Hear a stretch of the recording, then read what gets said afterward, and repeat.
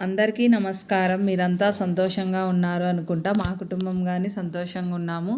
ఇది వచ్చేసి శనివారం రోజు వీడియో. ఈరోజు తొలి ఏకాదశి శుభాకాంక్షలు. అందరికీ లేటుగా చెప్తానని అనుకోవద్దండి, ఉదయాన్నే చెప్పాలి కదా.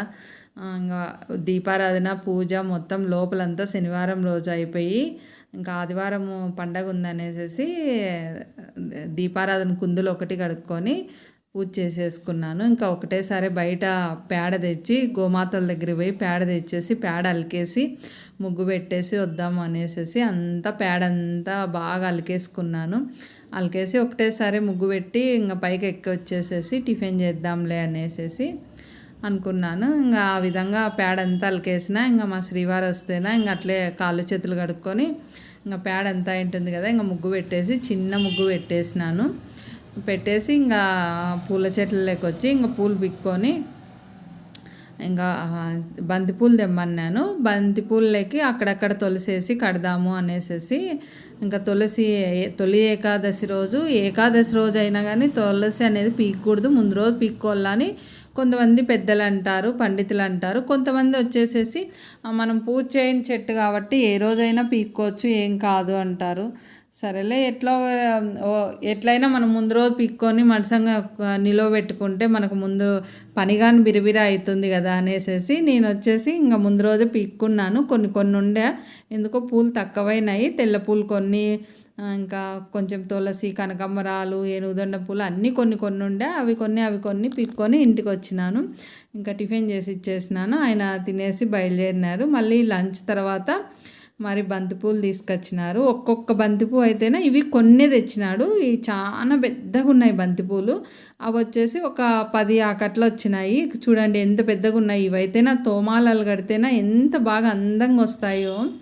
ఇంకా చిన్నవన్నీ గడపలకు వచ్చేసి 3 గడపలకు, సింహద్వారానికి, పెరటి ద్వారానికి, మళ్ళీ వచ్చేసి పూజా మందిరానికి 3 ద్వారాలకు పూల బంతిమాల కడదాం అనేసి సూదికి దారం ఎక్కించి కుట్టేస్తాను.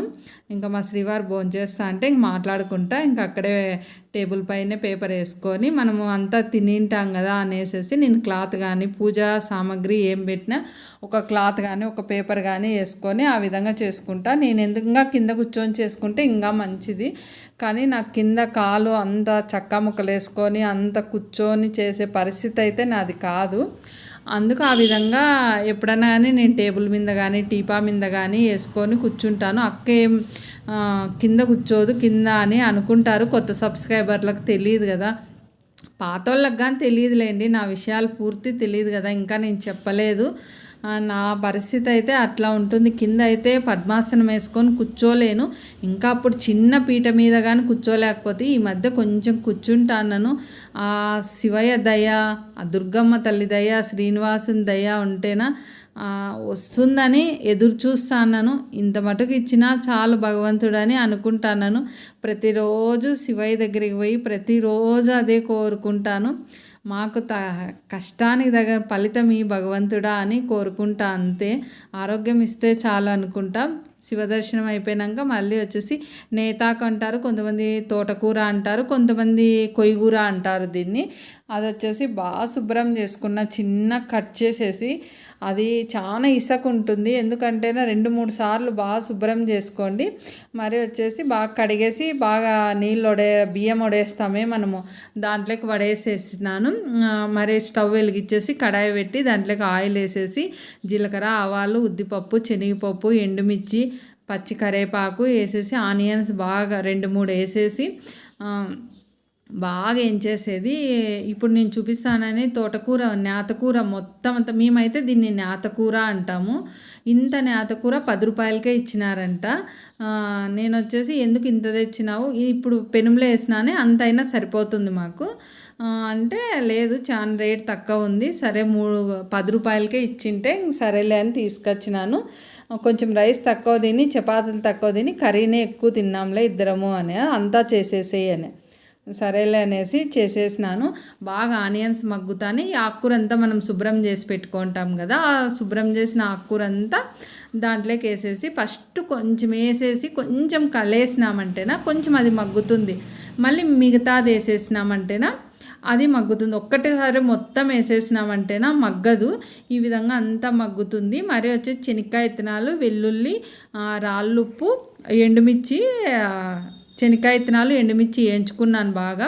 అది మిక్సీ పట్టుకొని ఈ రాళ్ళుప్పు, వెల్లుల్లి, కొంచెం బెల్లం వేసేసి బాగా మిక్సీ పట్టుకున్నా. ఇప్పుడు వేస్తేనే ఆ పౌడర్ అది ఆ విధంగా వేసేసి బాగా ఫస్ట్ ఆకుకూర అంతా బాగా మగ్గల్లా. కొంచెము రాళ్ళుప్పు వచ్చేసి పౌడర్లోకి, శనక్కాయల పౌడర్లోకి వేసుకున్నాను. కొంచెం వచ్చి ఆకుకూరలోకి కానీ వేసుకున్నా. కొంచెం పసుపు కానీ వేసినాను. అన్నీ బాగా మగ్గినాయనుకో బాగా టేస్టీగా ఉంటుంది. ఆకుకూర అనేది ఎంత మగ్గిస్తేనో అంత టేస్టీగా ఉంటుంది. ఆరోగ్యానికి కానీ చాలా మంచిది కదా. ఇది మోషన్ కాని వాళ్ళకు చాలా మంచిది చూడండి. తింటా అంటేనా మరి నీరు శాతం ఎక్కువ ఉంటుంది. నీళ్ళు తక్కువ తాగేవాళ్ళు కానీ ఇది ఆకుకూర తినండి. ఇంకా తినకున్నారనుకో దోశలోకి వేసిండి, ఉప్మాలోకి వేసిండి, ఏదో విధంగా ఇడ్లీలోకి కానీ ఏదో ఒక విధంగా ఇడ్లీలోకి కానీ వేసి పెట్టచ్చు చూడండి. ఇడ్లీల పైన పిండి వేస్తారు కదా, దానిపైన ఆకుకూర పెట్టేసేయండి.